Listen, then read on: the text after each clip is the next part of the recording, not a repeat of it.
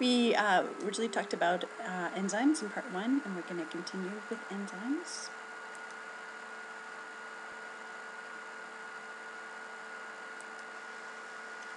Sometimes we can get energy, sometimes we need to put energy into it. So sometimes you need to heat a reaction up to get the product, and sometimes you add two things together and boom, you get heat energy. But let's take a minute and talk about wonderful water. So your body is actually made up of 2/3 of water. So that's amazing. So you're mostly water. And a solution is a uniform mixture of two or more substances. It contains a solvent or medium in which the atoms, ions, or molecules of another substance called a solute are individually dispersed. So water is really important in our body and the way we live our life. Water does lots of things. It's able to dissolve many things, as you saw with sodium chloride. It helps reactivity. It helps with the reaction of many chemicals. So many chemicals need water to just get the two together. An interesting thing is it has a high heat capacity. If you ever live near the ocean, or if you're in, around Burlington, and it's summertime, especially early summertime, it might be like 90 degrees at your house, but if you go to the lake, you will feel really cool. And so that's because it takes a long time for water to heat up, and it takes a long time for water to cool down. So you might be cooler by the lake in the summer, and even warmer by the lake in the winter. So sometimes if you live near the ocean especially, it might be freezing cold, but if you're right by the ocean, it's not quite as cold. So it has a high heat capacity. It's also great for lubrication. When we study a lot of the organs, our body has a fluid around our organs, and so that's great for lubrication, so we don't have organs rubbing against other organs. So it's great dissolver, especially things like sodium and chloride. We learned that chloride is very negative, so the positive part of the hydrogen really interacts with the negative part of the chloride. And because sodium is positive, the negative parts of the water interact with the positive parts of the sodium. So it's a great dissolver. It dissolves really well. So some great things that dissolve are sodium chloride, calcium phosphate, magnesium chloride. All of those are great, easily dissolved. So also, water contains electrolytes, and electrolytes are really important for your body to function. And the two important electrolytes, although many of them are important, are sodium and potassium. So sodium, again, is found in salt, and potassium is found in bananas. And it's really important for your heart muscle and for your neurons. But not everything likes water. If you like water, you're called hydrophilic. So hydro meaning water, philic means loving. But there are some things that really do not like water at all, and those are called hydrophobic molecules. So example of hydrophobic molecules we'll see later is lipids. So lipids don't have that polarity, don't have that positive side and negative side, so they do not like water. Okay. So you can have different types of suspensions. You can have a colloid, a suspension, or a concentration. So a colloid is a solution of very large organic molecules, for example, blood plasma. A suspension has particles which settle. So, for example, whole blood, if you took a whole blood, the blood would actually settle down to the bottom, and you'll have just fluid at the top. And the concentration of many different solvents is called moles, big M, and big M stands for moles per liter. So if you have maybe a 50 molar, M-O-L-A-R, that means it's 50 moles per liter.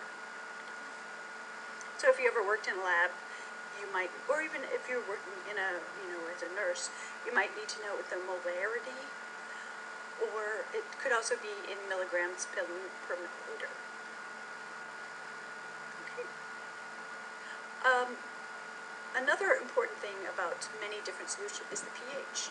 And you've probably heard of pH before. Many products are sold because they're pH neutral, or you might use pH if you ever had to take care of your pool.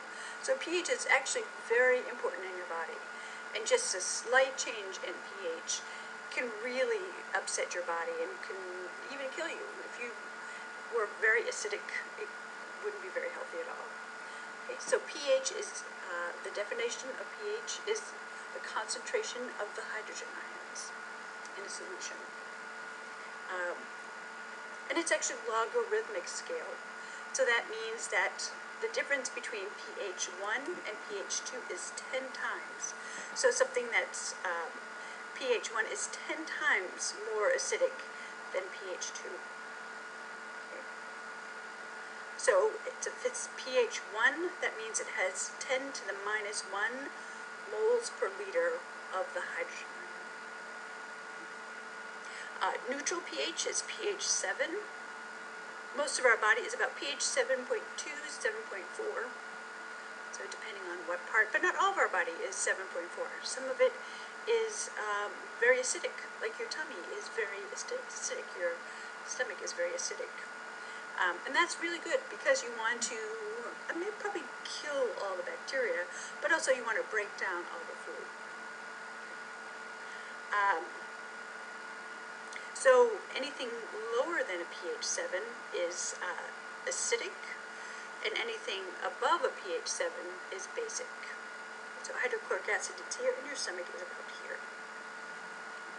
So if you ever tasted anything, if you tasted vinegar or orange juice or lemons, so how does that taste? So it tastes kind of sour. So all of those are bitter. All of those are acidic. So you actually have a natural pH indicator.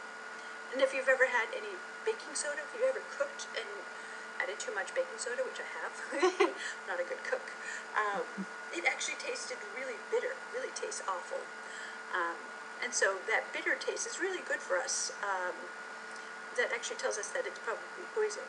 So tasting things can give you a general idea of the pH of whatever it is that you're drinking. So for example, coffee is pH 5. We don't need too many bitter things.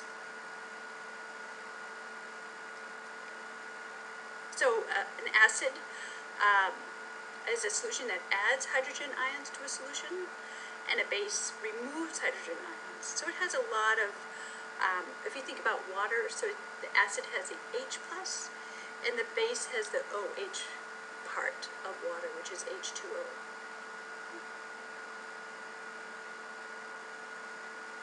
But we really want to control for pH.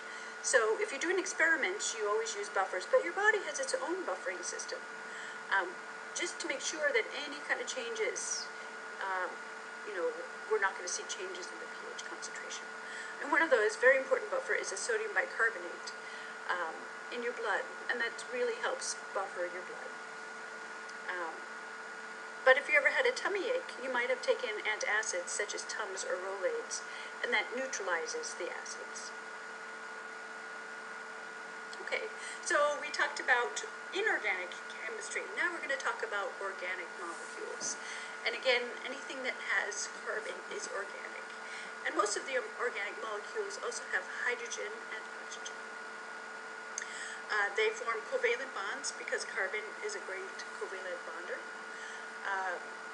And the four important groups of macromolecules or organic chemicals that's found in our body are carbohydrates, lipids, proteins, and nucleic acids. Okay. And these are some other important groups, organic chemicals. Some things, we'll skip over this. So carbohydrates are, you might have heard of them as carbs. They're part of our food that gives us energy. So that includes breads and pasta. It also includes sugars. So the sugar that you put on your cereal or the sugar that you add to your soda is a carbohydrate. And we have different types of carbohydrates.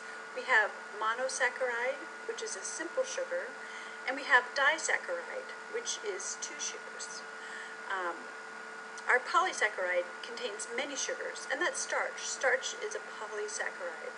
So starch contains lots and lots of molecules of glucose. And glucose is a single sugar that is our real good energy source that we use a lot to get our energy source of. Okay. So monosaccharides, glucose is a monosaccharide, fructose is a monosaccharide, disaccharide is table sugar, also maltose and other kinds of things are disaccharide. So again, monosaccharide are glucose and fructose. Disaccharides are sucrose, lactose, and maltose. Lactose is found in milk. Maltose is found in malt or beer. And polysaccharides is starch. And we get starch from plants, but we can make our own polysaccharides. And in our body, we make glycogen, which is very similar to starch, which are long chains of glucose, except for the connection between each different glucose molecule is slightly different. Okay. So lipids include many hydrophobic molecules, such as fats and oils. It also includes fatty acids, eicosanoids, glycerides, steroids, and phospholipids. And those are the ones that are hydrophobic. They do not like water. And that also has a double bond, but it's facing the wrong direction. And trans fats are unhealthy. You do not want to have trans fats. So if you see anything with hydrogenated, that's usually indication that there's some trans fats. Or if you have animal products that also has trans fats. Okay.